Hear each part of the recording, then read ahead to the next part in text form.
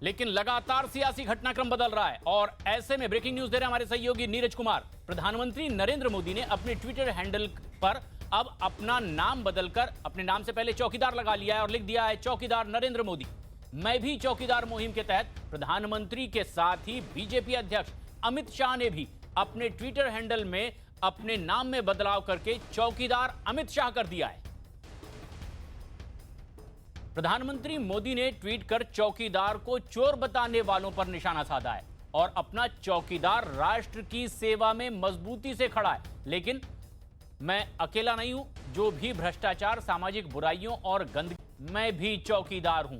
प्रधानमंत्री मोदी का यह ट्वीट संदेश के साथ। लेकिन अमित शाह ने भी ट्विटर पर लिखा है, हम सभी राष्ट्र के चौकीदार हैं, हम राष्ट्र को गर्त में जाने से बचाएंगे और गंदे माहौल से बचाना सुनिश्चित करेंगे। वो एक अकेला चल पड़ा, मैं उसकी ही कतार में हूं। मैंने भारत की संकल्पना से सहमत विचार हूं। मैं देश के विकास में छोटा सा भागीदार हूं।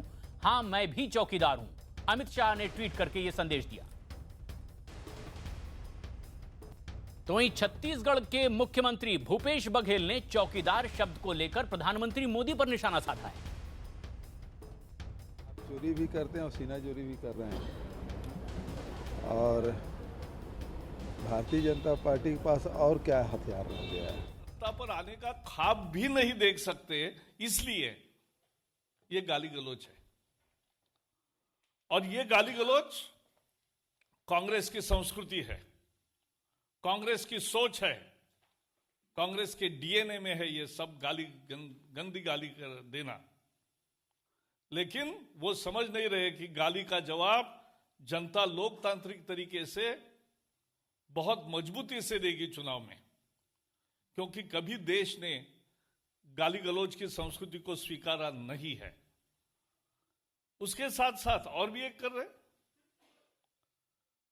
चाय वाला।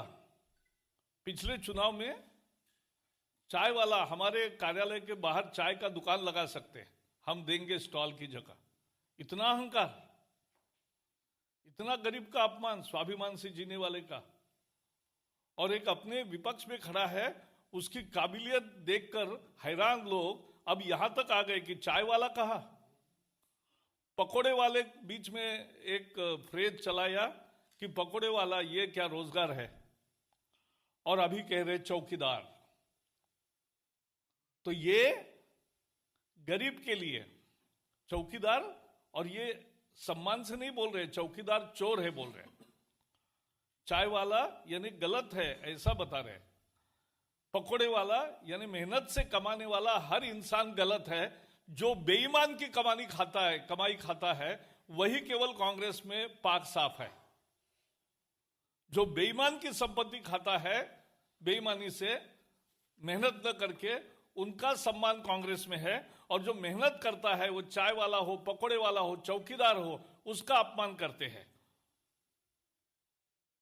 और यह भी समझ ले कांग्रेस कि गरीब का ऐसा अपमान करने वालों को गरीब कभी बख्शते नहीं, क्योंकि वो स्वाभिमान से जिंदगी जगते, मेहनत से जिंदगी जीतते हैं। और उसको आज इस तरह से गाली गलौज पे जब कांग्रेस आती है तो कांग्रेस की छटपटाहट पूरी समझ में आती है। देश भर में, दुनिया में कहीं भी लोकतंत्र चुनाव में चर्चा का स्तर कभी भी इतना नहीं गिरा जितना कांग्रेस ने गिराया है। हम उसकी भर्त्सना करते हैं, लेकिन गाली का जवाब हम गाली से नहीं दे रहे। पूरा देश कह रहा है मैं हूं चौकीदार, और चौकीदार है इसीलिए चोर भाग रहा है। और यही कहानी है भारत की। हर भारतवासी कहने लगा मैं हूं चौकीदार। हर गलत चीज के खिलाफ देश की रक्षा करने वाला चौकीदार हर कोई भारतीय है। ये थोड़े लोग हैं जिनका राजनीतिक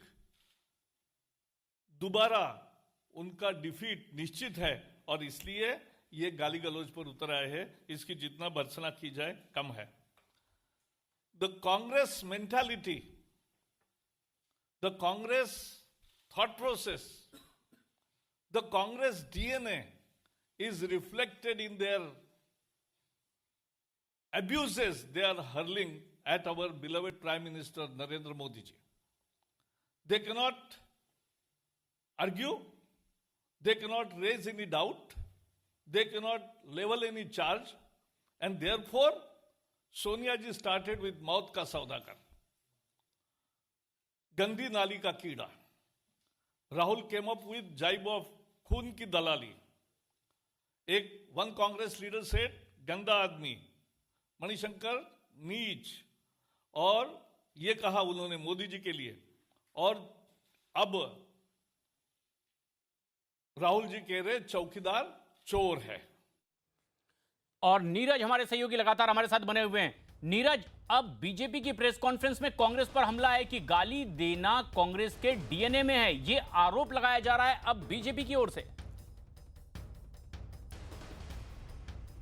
देखिए, बिल्कुल लगातार कांग्रेस अध्यक्ष राहुल गांधी और कांग्रेस पार्टी के तमाम नेता जो है चौकीदार के मसले पे, जो प्रधानमंत्री ने पहली बार जब कहा था कि वो चौकीदार प्रधानमंत्री नहीं होंगे, चौकीदार के तौर पे होंगे, उस पर लगातार राफेल के मसले पर या तमाम दूसरे मसले पर कांग्रेस अध्यक्ष राहुल गांधी और तमाम दूसरे कांग्रेस पार्टी के नेता आरोप लगाते हैं और एक खास विशेषण से जोड़ते हैं. और उसी पर अभी प्रकाश जावड़ेकर की प्रेस कॉन्फ्रेंस चल रही है और कांग्रेस पे हमला किया. और तमाम उन, आपको याद होगा कि उन आरोपों को जो प्रधानमंत्री पे लगाए गए हैं गुजरात चुनाव के दौरान, जो सोनिया गांधी ने कहा था मौत का सौदागर, गंदी नाली का कीड़ा, इसके अलावा तमाम दूसरे जो आरोप लगाए गए थे प्रधानमंत्री पे, उन आरोपों को कहीं ना कहीं बीजेपी और प्रधानमंत्री नरेंद्र मोदी अपनी ताकत बना लेते हैं. और जिस तरह से चौकीदार चोर है का नारा दिया कांग्रेस पार्टी ने, उसी चौकीदार को प्रधानमंत्री नरेंद्र मोदी और बीजेपी ने इस चुनाव में कैंपेन अभियान बना लिया. कल मैं भी चौकीदार का जो अभियान था उसकी शुरुआत की थी भारतीय जनता पार्टी ने.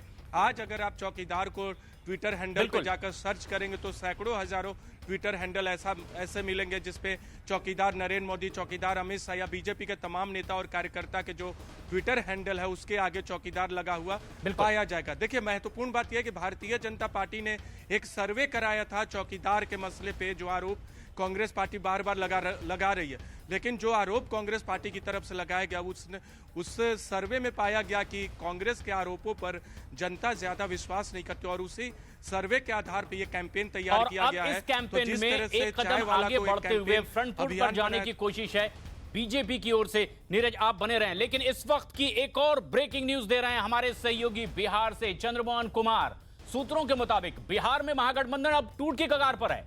कांग्रेस बिहार में 11 सीट से कम पर मानने को फिलहाल तैयार नहीं है, जबकि आरजेडी सिर्फ 8 सीट से ज्यादा देने को तैयार नहीं है.